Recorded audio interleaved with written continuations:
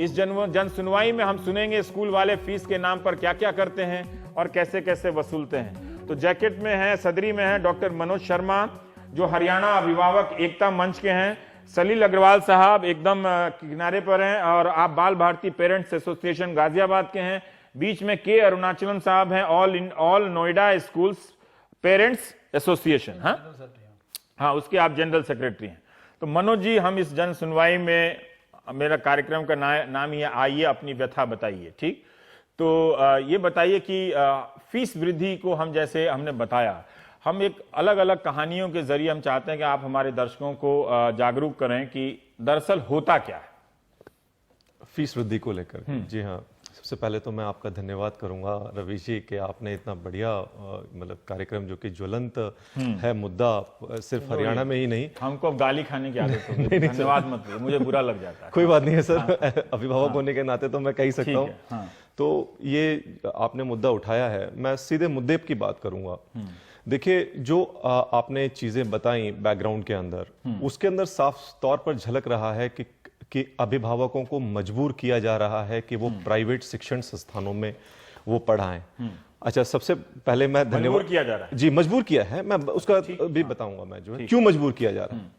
वो उत्तर भी आपने अपने उसमें दिया था, जो बैकग्राउंड आपने दिया, पर बैकग्राउंड आपने इतना अच्छा दिया है कि जो प्राइवेट नहीं, वो पब्लिक स्कूल नहीं कहने चाहिए, वो प्राइवेट स्कूल कहना चाहिए। उसके लिए मैं बहुत किसी भी प्राइवेट स्कूल को पब्लिक स्कूल कहने की इजाजत होनी ही नहीं चाहिए थी। करेक्ट। वो वास्तव में एक्चुअली प्राइवेट स्कूल है, वो पब्लिक नहीं है, क्योंकि by the definition of law public का मतलब होता है जो पूरे समाज की कोई प्रॉपर्टी है उसको पब्लिक कहा जाता है। अब मैं मुद्दे की बात पर आता हूं कि क्यों मजबूर किया जा रहा है। देखिए, अगर हम पिछले 15-20 साल का अगर हम एक क्या कहते हैं एक वो देखें आंकड़ा, या अगर हम एक माहौल देखें, तो ये एक राजनीतिक षड्यंत्र चल रहा है जिसके तहत कि भारतवर्ष की शिक्षा व्यवस्था को, यानी कि सरकारी शिक्षा व्यवस्था को इस तरीके से बर्बाद किया जा रहा है ताकि आम आदमी वहां पर न देख पाए और मजबूर हो जाए प्राइवेट स्कूलों के अंदर बच्चों को पढ़ाने के लिए। ये अगर षड्यंत्र है शर्मा जी, इस षड्यंत्र में जनता भी सहमति है उसकी भी।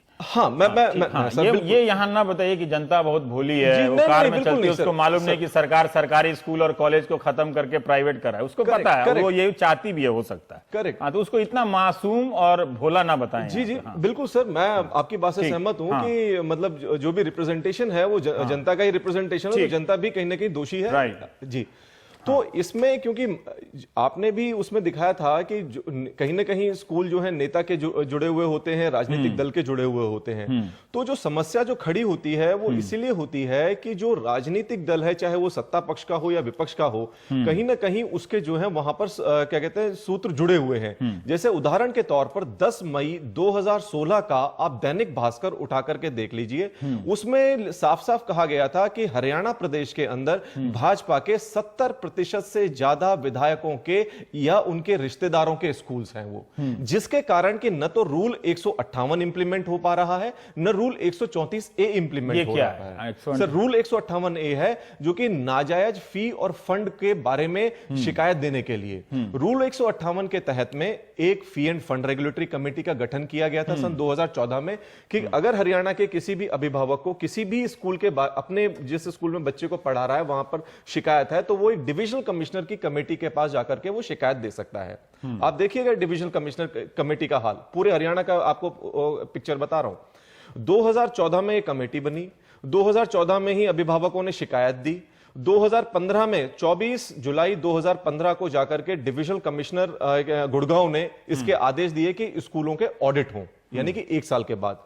आज सर 12 अप्रैल 2017 आ चुका है, लेकिन पूरे हरियाणा के अंदर किसी भी स्कूल का जिस तरीके से मतलब उच्च न्यायालय और सर्वोच्च न्यायालय के आदेशानुसार जिस तरीके से ऑडिट होने चाहिए वो बिल्कुल भी नहीं हुआ।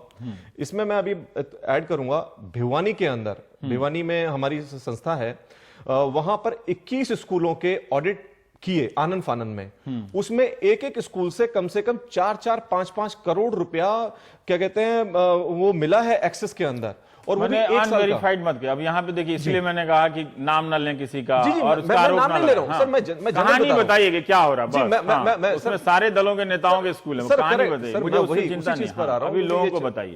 यही चर्चा बनी हुई है ठीक, कि हमने, क्योंकि जो एक थोड़ा सा जो एक हमें वहां पर एक जानकारी मिली कि भिवानी पूरे हरियाणा में क्या हुआ फिर भिवानी में ऑडिट हुआ, ऑडिट हुआ, उसमें 21 स्कूलों के ऑडिट हुए, जिसमें कि 4-4 करोड़ रुपया एक साल का नाजायज पाया गया। उस पर भी प्रशासन ने आंखें मूंद ली, क्योंकि दबाव आया प्रशासन के ऊपर। ये एडमिनिस्ट्रेशन के ही एक विंग ने जब ऑडिट किया तो पाया कि 4-4 करोड़ रुपया, हाँ जी, एक एक स्कूल के पास है, नाजायज है, लेकिन एडमिनिस्ट्रेशन ने कोई एक्शन नहीं लिया। सर, कोई एक्शन नहीं लिया। साहब, अब मैं आपसे जानना चाहता हूं कि कई लोग कहते हैं कि जैसे एक सवाल है, जब आप लोग आंदोलन करते हैं तो लोग कहते हैं कि इनसे कहिए कि सरकारी स्कूल में जाएं, प्राइवेट स्कूल में क्यों पढ़ाते हैं, नहीं फीस देंगे तो। अगर आप प्राइवेट स्कूल में आए हैं तो आपको फीस देनी पड़ेगी। हम थोड़ा आजकल जो टीवी का दर्शक हैं, जो हम लोग भी सोचते हैं कि सारे लोग एक ही जैसे हैं, सबके पास यही वाला कोट है ना, फिर भी मैं जानना चाहता हूं कि क्या दिक्कत आती है, जो कमाई का स्तर है और फीस बढ़ने का स्तर है, ये थोड़ा तस्वीर ये भी जरा लोगों के सामने पेश कीजिए। जैसे 4 साल पहले 500 रुपया फीस था, अभी कितना हो रहा है, आप अगर 50,000 रुपया कमा रहे हैं तो कितना आजकल देने लगे, ऐसे में भी जानते। देखिए रवीश जी, पहली बात जो आप कह रहे हैं सरकारी स्कूल का, कोई भी पेरेंट अगर उसमें मैं किसी को ब्लेम नहीं करूंगा, बट सरकारी स्कूलों की हालत ठीक नहीं है। मैं उत्तर प्रदेश की बात करूंगा, नोएडा की बात करूंगा। 5वीं का बच्चा तीसरा का नहीं पढ़ सकता, तो अभी जरा संभल के, भावुक भी नहीं होना। नोएडा में जो है, जो खराब है सो खराब है, लेकिन वो अच्छा होना चाहिए। नोएडा में जो है लगभग आबादी 5 लाख से ऊपर की आबादी है, लगभग अप्रोक्सीमेट। उसमें करीब मुश्किल से 3 या 4 सरकारी स्कूल हैं, जिसकी हालत इतनी खस्ता है, एक एक कक्षा में 70 बच्चे बैठा रखे हैं। ये आपने सही जवाब दिया ना। स्कूलों की स्कूल सिर्फ उनको इस्तेमाल साल में या 5 साल में एक बार अच्छे काम के लिए होता है, जो ये लोग करते हैं, इलेक्शन के वोटिंग के बूथ बनाते हैं उसको, जिसमें आप वोट देते समय आप शिक्षा के मुद्दे पर ही ध्यान नहीं देते, तो ये भी विडम्बना है ना। उसी स्कूल में वोट डालते हैं और स्कूल आपकी प्रायोरिटी में नहीं होता। ये कहते हैं कि देखिए, ये कहते हैं कागजों में तो कह देते हैं हमने पीजीटी टीजीटी टीचर से क्वालिफाइड रखे हुए हैं, लेकिन आप उन टीचरों की क्वालिटी देखिए तो बिल्कुल ही कहना नहीं, सरकारी बिल्कुल हालत खराब है। और दूसरी बात जो है, स्कूलों की मेंटेनेंस बिल्कुल नहीं है कोई। और हाईकोर्ट का एक ऑर्डर आया था 2 साल पहले कि जो भी सरकारी मुलाजिम है उनका बच्चा जो है सरकारी स्कूल में पढ़ाना अनिवार्य है। मुझे लगता है अभी योगी जी जोश में लागू भी कर देंगे, अच्छा ही अनिवार्य है। इसको उभारते रहिए। उत्तर प्रदेश के अंदर देखोगे कोई भी सरकारी मुलाजिम का, चाहे वो IAS हो, चाहे वो ब्यूरोक्रेट हो, चाहे वो चपरासी हो, चपरासी तो मजबूरी में पढ़ा रहा है, लेकिन कोई भी बच्चा जो है सरकारी उसमें नहीं पढ़ रहा। ठीक, ये एक पॉइंट हो गया। अब जरा फीस का बताइए कि क्या फीस है, कमाई के अनुपात में फीस किस तरह से बढ़ रही है, जिसका आप लोग। देखिए, हर एक स्कूल जो है अपने परसेंटेज के हिसाब से देखेंगे, एक उन्होंने अच्छा वास्ता लिया। ये पहले यही आंदोलन चला था 2009 में, जब 6वां वेतन आयोग आया था। अभी भी ये 7वां वेतन आयोग आया है। एक 7वें वेतन आयोग के वास्ता लेके इन्होंने मनमानी कर दी है सारे स्कूलों ने। क्या किया, जैसे कितना परसेंट बढ़ाया? देखिए, कहानी बताइए ना, तो मेरे पास कहानियां मैं बताऊंगा। 43% से लेके 67% तक स्कूलों ने बढ़ाया फीस मिनिमम। और नर्सरी से लेके इन्होंने अलग अलग वाजिब हेड डाल दिए, नए हेड, जो प्रिस्क्राइब हेड है गवर्नमेंट के, उस पर कोई फीस लिया नहीं, नए हेड डाल दिए। जैसे एजुकेशन टूर, नर्सरी का बच्चा या पहली कक्षा या दूसरी कक्षा के बच्चे के लिए ये मनमानी रकम लिया जाता है। नर्सरी कितना पैसा, जितना लोगों ने बताया, 8,000 रुपए, 8,000 रुपया साल का, क्वार्टरली लिया जाता है एजुकेशन टूर के माध्यम से। जब मैंने पूछा किसी से तो पेरेंट ने पूछा, पेरेंट को ये कहा जाता है कि पेरेंट ने पूछा क्या नर्सरी का बच्चा है, मैं दिल्ली से बाहर भेजूंगा उसको या भेजूंगी उसको, 8,000 रुपये आप ले रहे हो? कह रहे नहीं, वो तो आप लोग जो है पॉसेसिव हो गए हो, वो हो गए, बच्चा जा सकता है दिल्ली से बाहर। तो 8,000। और दूसरी बात, एक स्कूल और है जो AC चार्जेस के नाम पे 10,000 रुपए ले रहा है। हर क्वार्टर में? हर क्वार्टर पे। अभी जो पहला क्वार्टर है सर, इसका पता लगेगा आगे क्वार्टर में लेता नहीं लेता है। उनसे पूछा गया, हमने कहा साल में मुश्किल से 4 महीने एसी चलता है, मई आगे, मई जून में स्कूल की छुट्टी है, 4 महीने एसी चलता है, लेकिन लग्जरी के नाम पे लिया जा रहा है। और एसी का पावर बैकअप पे भी डाला नहीं है उन्होंने स्कूल को, लेकिन फिर भी लिया जा रहा है। उनके आप देखेंगे जो जितने भी फीस लिए जा रहे हैं सब लग्जरी के नाम पे लिए जा रहे हैं, कोई एजुकेशन के नाम पे नहीं लिया जा रहा है। आप कुछ कह रहे थे? हाँ सर, मैं यही कह रहा था, यही सब कहानी बताइए। हाँ जी बिल्कुल यही बता रहा हूँ। मैं आपको हरियाणा की तस्वीर बता सकता हूँ। इतने फर्जी मत बना रखे हैं, जैसे आईसीटी इनेबलमेंट चार्जेस। ये क्या होता है? पता नहीं सर, इसकी आज तक डेफिनेशन हमें नहीं पता। आईसीटी इनेबलमेंट चार्जेस क्या होता है? नहीं आप आईसीटी का नहीं बोल रहा मैं कुछ। हाँ, अच्छा हाँ। दूसरा एक कंप्यूटर फीस। हाँ, जब ट्यूशन फीस में पहले से कवर हो रही है ट्यूशन, तो फिर कंप्यूटर फीस अलग से क्यों ली जा रही है? क्योंकि कंप्यूटर अच्छा वो कितनी होती है फिर भी जानना चाहता सर? वो तकरीबन होती है 4300 रुपया महीना। अच्छा, ये तो मैं कम से कम बता रहा हूं। कंप्यूटर फीस जी हाँ। उसके बाद आपके एनुअल चार्जेस। ये एनुअल चार्जेस तो एक ऐसी चीज, एनुअल चार्जेस यानी कि वार्षिक शुल्क जिसको बोलते हैं। कंप्यूटर फीस 4300 ज्यादा नहीं बता रहे आप? ठीक बता रहे हैं सर, बिल्कुल ठीक बता रहा हूं। अच्छा ठीक है। हाँ, और उसके अलावा वार्षिक शुल्क जो कि एक बार लिया जाता है, वो वेरी करता है आपका 15,000 से लेकर के 25,000 तक। अच्छा, ये हर साल एडमिशन के समय लिया जाता है? नहीं, हाँ, जैसे ही बच्चा प्रमोट होता है नेक्स्ट क्लास हर स्कूल में हर साल 15 से 25,000 दिया जाता है। ठीक, तो एनुअल चार्जेस, तो कहने का मतलब ये है कि एनुअल चार्जेस तो बाय डिफॉल्ट सबको लेना ही लेना है, सारे स्कूल वालों को।